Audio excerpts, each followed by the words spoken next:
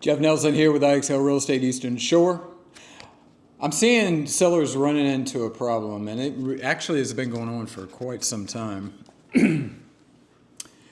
I did a video a couple days ago about the Fairhope real estate market and went through all the numbers and what's happening, exactly what's going on. And here's a, you're seeing a link here.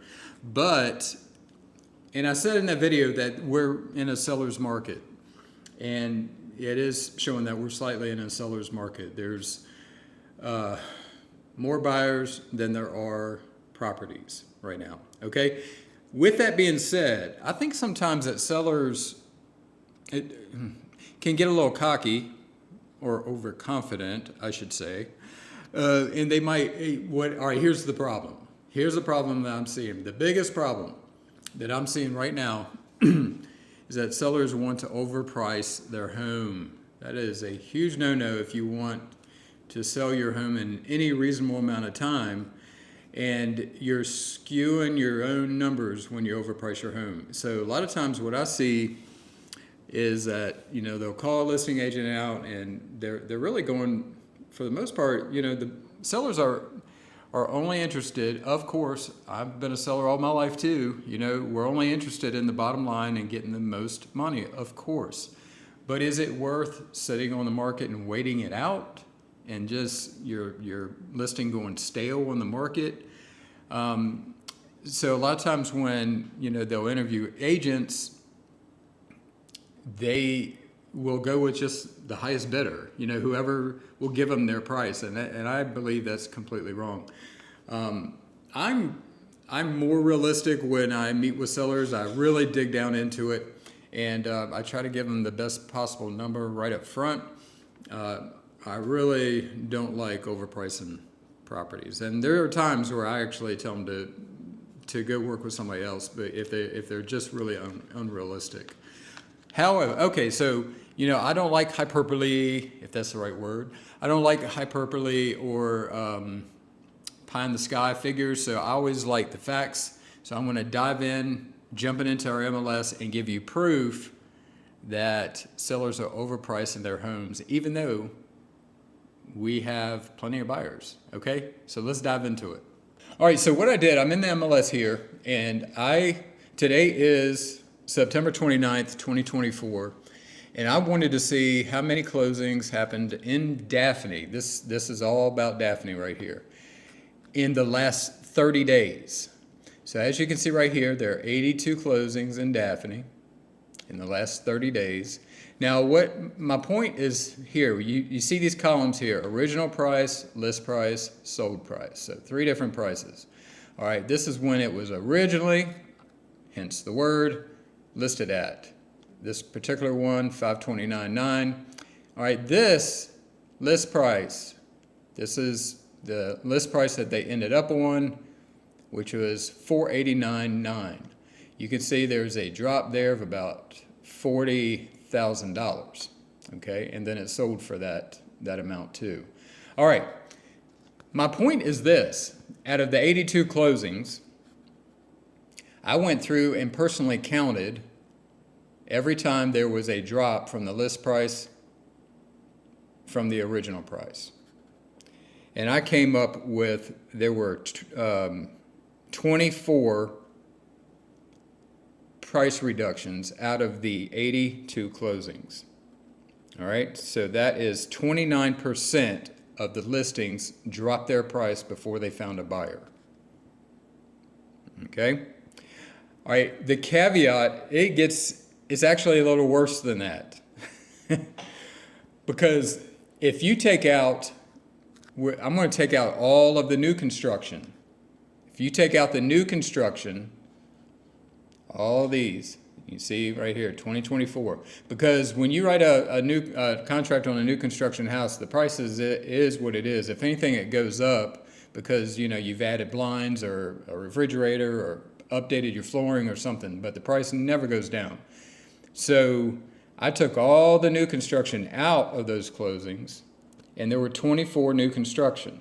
So 82 minus 24 is 58, something like that. And that works out to 41%. 41% of the homes that aren't new construction drop their price. That's almost half, and that is in Daphne. Okay, so I want to move over to Fairhope.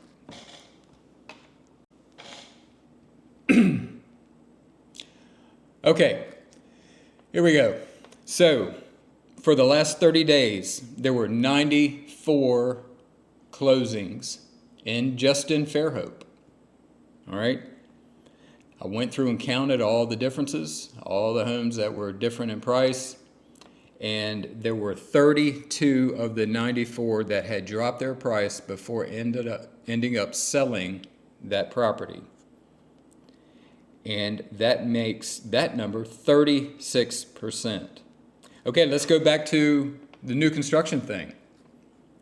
There happened to be, of the 94 closings in Fairhope, 34 of them were built in 2024. They were new construction. And again, new construction, you're not going to find price reductions. You're just not on new construction. So if you subtract those amounts, you come up with 60 homes that weren't new construction. So then the percentage is 57% of homes that are not new construction. The sellers and their listing agents did a price reduction before they finally found their buyer. 57%. All right, so the moral of this story is price it right from the very beginning. Now, you might be in a situation as a seller where you're willing to wait out the market. It's almost, and you don't care how long it takes. To be honest with you, it's almost better just to not list your home at that point if you're willing to wait anyway. Because there is a point where buyers, they're online all the time, and active buyers are online every day looking to see if new homes are coming on the market, or if they have an agent like me, I'm sending them properties every day under a safe search, and they're seeing the properties as they come on the market.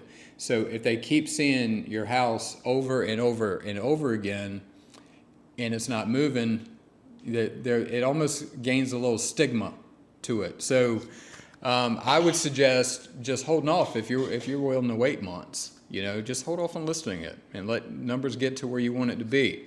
All right, so for the rest of us, if you want to sell, you want to sell in a reasonable amount of time, list that house and listen to your agent. Work with a seasoned agent who knows what they're doing. Because here's what, of course we look at comps, we look at closed properties. We look at, first of all, we look at properties that are the closest to your house, the subject property, meaning your neighborhood next door, but mainly your neighborhood, and then we move slowly out from there. So we look at closed properties, and then we looked at active listings also that match the criteria of your home. All right, that's important because I want to know the competition. If there are 10 homes in your neighborhood that are less in price than what you want to list at, chances are your house isn't going to sell. Those other ones are going to sell first because you want to make the most money as a seller. Buyers want to save as much money. So we got to find that happy medium. Okay, so I look at active listings also just to see what the competition is looking like. If anything, just to give you the proper advice and keep you in the know.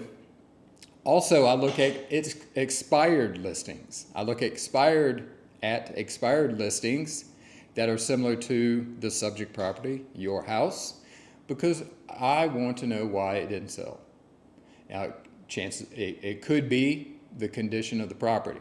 There's always that, all right?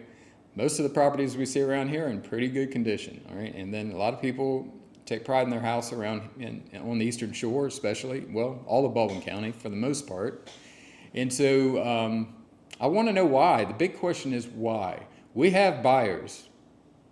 We are in a seller's market, but there are plenty of buyers. As you can see, there were 177 homes closed in the last 30 days just in 2 cities. I could do these same figures on Spanish Fort and Foley, Gulf Shores, Orange Beach.